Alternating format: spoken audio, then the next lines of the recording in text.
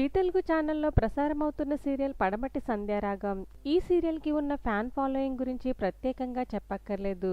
ఇక సీరియల్‌లో నటిస్తున్న నటీనటులు కూడా తమ అందం అలాగే చక్కని అభినయంతో అందరినీ చాలా బాగా ఆకట్టుకుంటున్నారు.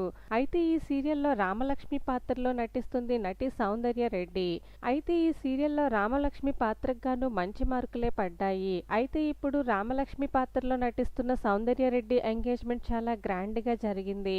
హఠాత్తుగా ఆమె ఎంగేజ్‌మెంట్ చేసుకొని అందరికీ షాక్ ఇచ్చారు.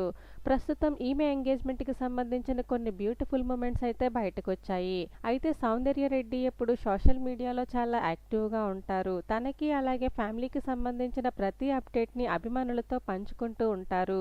ఇక ఇప్పుడు తన ఎంగేజ్‌మెంట్‌కి సంబంధించిన కొన్ని బ్యూటిఫుల్ మూమెంట్స్‌ని ఆమె సోషల్ మీడియా వేదికగా షేర్ చేశారు.